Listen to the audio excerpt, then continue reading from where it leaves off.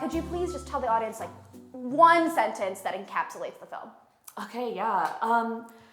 Essentially, can stand-up comedy save your life? And we try to figure that out with 3 different comedians, and Girls Aren't Funny. Specifically, the first episode focuses on me. So, Yeah. And from what I saw, which was beautiful, by the way. Yeah. Like, we'll get into like how incredible I love the lighting, but it was written by you and with your director, Jasia Ka, who has like won Emmys for her other projects as well. She's incredible, beautiful.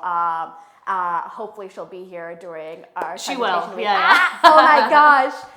Can you tell a little bit more about how you guys got together and like what, I mean, I'm assuming it's some awful things that people have said about girl comedians started you guys on the track to writing it, but please. Yeah, okay, so I wish Jasia was here because we got together because I used to write a lot of satire. Especially during the pandemic, there wasn't a lot to do, so I wrote like a lot of satire. And she found me at a club when we were all dancing, and she was like, "Are you Amamah? I like your writing." And I was like, Oh my gosh. Okay. She found you. I know.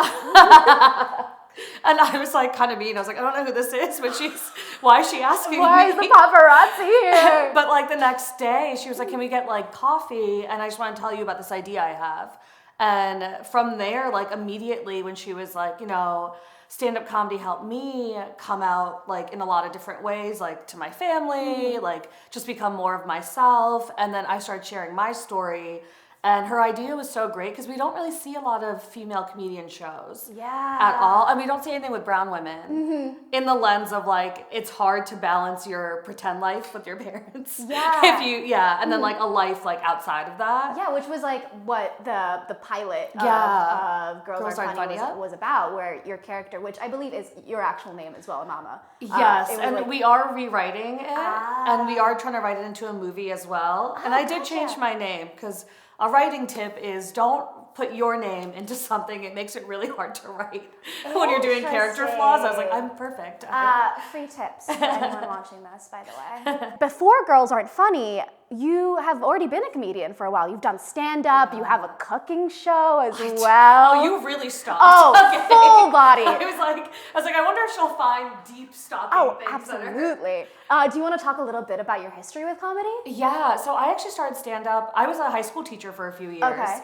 And then after teaching, I was like, what should I do next? And it was stand-up, which is like not the normal progression of things to do. What ages did you teach? I taught high school. So like 17, and I was like 22. Ones. Yeah. I think my kids were so funny, and I was like always like back and forth with them. And then I started stand-up in Rhode Island and Boston for like 2 years. I did it there, and then moved to New York. And yeah, it's just been really amazing. Like, as you know, with like entertainment stuff, you do stand up and then you do sketches and then you do a cooking show that no one watches. But, I think it's been ways for me to get to do the things that I love. So it's like cooking, writing, stand up all in one. Yeah, and your cooking show, you take other comedians and you bring them on and you're teaching them how to cook, right? Am I right about take male comedians who famously don't know how to do much except tell jokes. And I just giving them life skills. Yes, I do. Yes. I give them life skills. They don't appreciate it. And I don't know if they cook afterwards. But yeah, it's a really fun, like, it's kind of like this. Like, you get together with someone that you're like, we have good rapport. Why don't we like make a dish together? And I think famously, like with male comedians, you don't really see them doing chores or things that are good for their lives. Like, they'll drink and they'll do other things, and you're like, I have a thing that's going to help you out in life. So it's like Indian matchmaking, but like sometimes you need to charge for these services, frankly. I should be a matchmaker. We can start our own honestly, because they're finding like the funny, and you're like giving them the skills. This is a niche. It is. We'll talk later. We'll copyright this. So, one of my favorite questions that I had written down was, what was one of the weirdest things that someone has said to you after they find out you're in comedy? Oh my God. Okay, I think the most common is, I've always wanted, it's usually with men, I've always wanted to be a comedian. Can I tell you a joke? But the absolute weirdest thing, and I'm so sorry I'm going to share this, I don't think this person's ever going to see. I was at an Airbnb, and the host was like, oh, you do stand-up? And I was in a different city doing stand-up. And then after I left the Airbnb, he sent me 6-paragraph texts of all the jokes that he had thought of. And they were really sexist and horrible No. jokes. And he was really proud of them. And then he was like, hey, can you give me some feedback? And I was luckily on a plane back to New York, so I was like, no, absolutely not, I can't. But yeah, that has been the strangest thing that's happened in a really long time. All right, so last thing before we have to log off. Can you please tell people where they can find your film or find your socials? Yes, okay.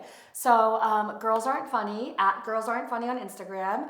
And you can follow me at Amamah Sardar at Instagram too. Thank you so much. Thank you.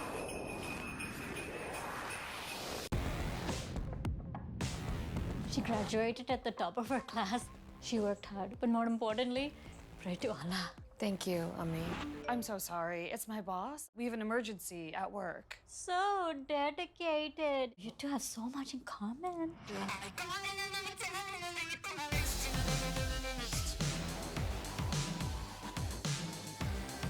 For the last 5 years, I have been working full-time, performing every single night after work. Oh my God, I see a lot of Desis in the crowd tonight. Are we all bad Muslims?